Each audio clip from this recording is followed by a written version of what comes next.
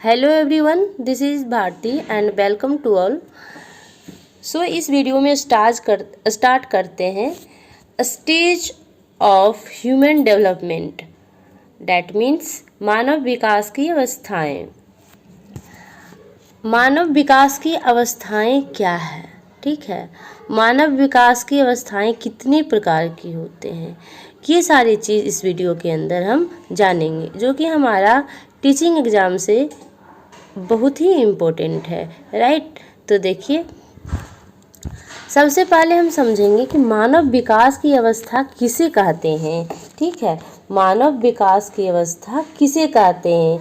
तो विभिन्न आयु स्तर को मानव विकास की अवस्था कहते हैं। ठीक है, विभिन्न आयु स्तर को मानव विकास की अवस्थाएं कहते हैं। क्लियर हो गया है कि मानव विकास की अवस्था किसे कहते हैं? तो मानव विकास की जो अवस्था है वो मानव विकास के जो विभिन्न अवस्थाएं होता है, विभिन्न आयु में विभिन्न अवस्थाएं होता है, उसे ही मानव विकास का अवस्था कहा जाता है।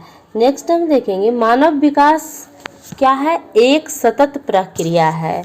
ठीक है, शारीरिक विकास तो एक सीमा के बाद रुक जाता है।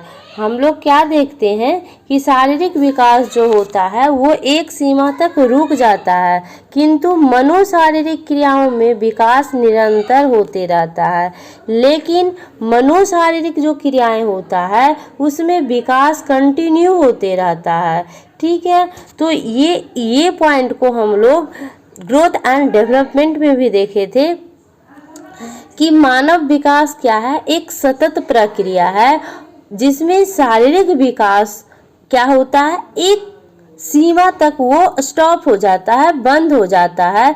जब बालक परिपक्व अवस्था में चला जाता है तब उसका जो शारीरिक विकास होता है वहाँ पर वो स्टॉप हो जाता है, उससे ज़्यादा उसका शारीरिक विकास नहीं होता है। किंतु मनोशारीरिक विकास जो है, मनोशारीरिक क्रियाएं जो है वो कंटिन्यूस चलते रहता है। ठीक है, नेक्स्ट पॉइंट है मनोशारीरिक क्रिया क्या है। अब हम ये समझेंगे कि मनोशारीरिक क्रिया क्या है।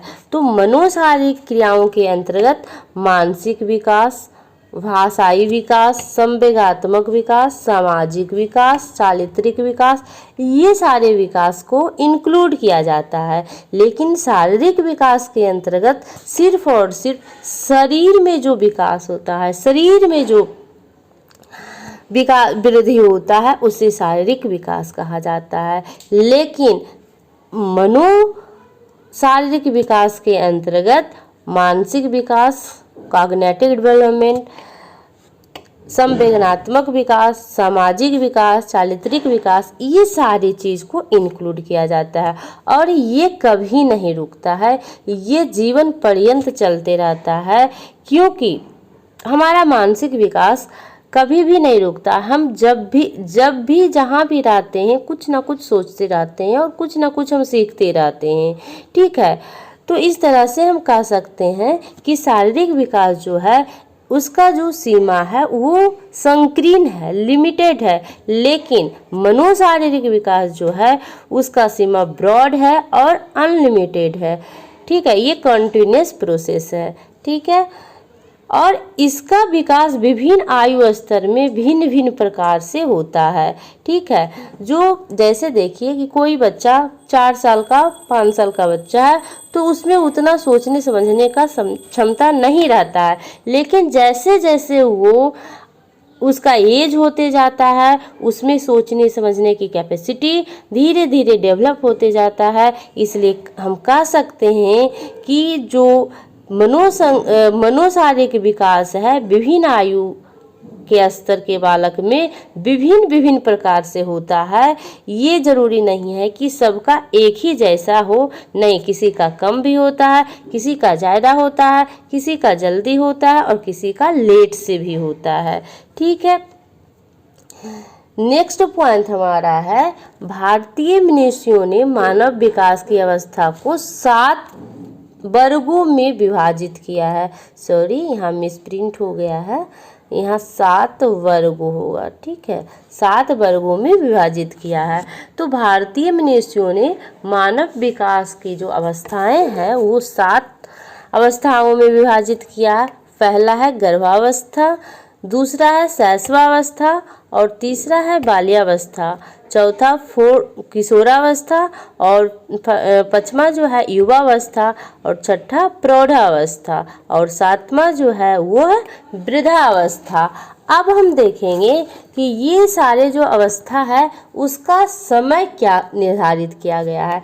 तो अगर हम गर्भावस्था की बात करें तो ये गर्भाधान से जन्म तक, ठीक है, ये जन्म तक माना जाता है इसका अवस्था। और जैसे आप देख रहे हैं ये बच्चा जो है ये गर्भावस्था में आएगा, ठीक है, क्योंकि गर्भाधान से जब उसका जन्म होता है तब का समय माना जाता है। और शैशवावस्था की बात हम करें तो शैशवावस्था जन्म से 5 वर्ष तक माना जाता है, ठीक है। तो शैशवावस्था को हम जन्म से 5 वर्ष तक, और बाल्यावस्था जो है वो 5 वर्ष से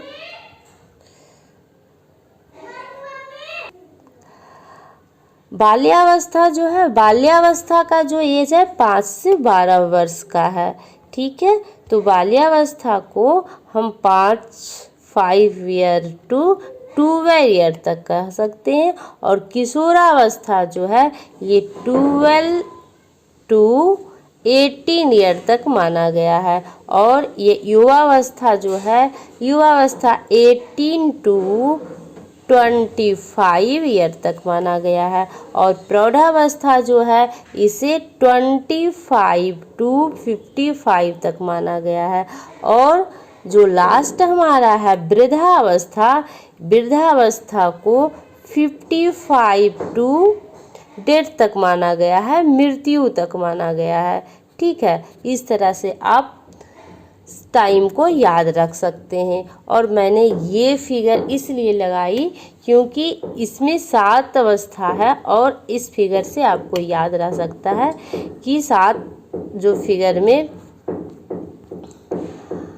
फिगर था उसमें 7 ये आदमी मैन को शो किया गया था, इसलिए यहाँ से आपको याद भी रह सकता है, ठीक है। पहला जो हमारा गर्भावस्था जो कि गर्भधान से जन्म तक रहता है, दूसरा शैशवावस्था जन्म से 5 वर्ष तक, और तीसरा है बाल्यावस्था 5 से 12 वर्ष तक, और चौथा है किशोरावस्था 12 से 18 वर्ष तक, और पांचवा है युवावस्था 18 वर्ष से लेकर 25 वर्ष तक, और छठा है प्रौढ़ावस्था जो कि 25 वर्ष से 55 वर्ष तक कंसीडर किया जाता है, और सातवां है वृद्धावस्था जो कि 55 वर्ष से मृत्यु तक को किया जाता है। लेकिन अब हम समझेंगे कि अधिकांश जो विद्वान है वो मानव विकास का अध्ययन 4 स्टेजेज में करते हैं। वो कौन सा स्टेज है? तो मानव विकास का अध्ययन जो है अधिकांश विद्वान 4 अवस्था में करते हैं। पहला है शैशवावस्था। शैशवावस्था के इन्होंने माना है जन्म से 6 वर्ष तक, ठीक है, ये माना गया है जन्म से 6 वर्ष तक। और बाल्यावस्था दूसरा है, इसे 6 वर्ष से 12 वर्ष के बीच माना गया है। और किशोरावस्था जो है ये 12 वर्ष से 18 वर्ष के बीच माना गया है। और वयस्कावस्था जो है 18 वर्ष से मृत्यु तक के आयु को माना गया है। इस तरह से अधिकांश जो विद्वान है वो मानव विकास को 4 अवस्था के अंतर्गत विभाजित किया है। और ये फिगर के थ्रू आप समझ सकते हैं कि ये शैशवावस्था और ये बाल्यावस्था और ये किशोरावस्था और ये वयस्कावस्था होता है। लेकिन अगर हम बात करें अकॉर्डिंग टू एजुकेशन, शिक्षा की दृष्टि से, तो ये प्रथम जो 3 अवस्था है वह महत्वपूर्ण है, उसी का स्टडी किया जाता है, उसी को इम्पोर्टेंस दिया जाता है एजुकेशन के अंदर।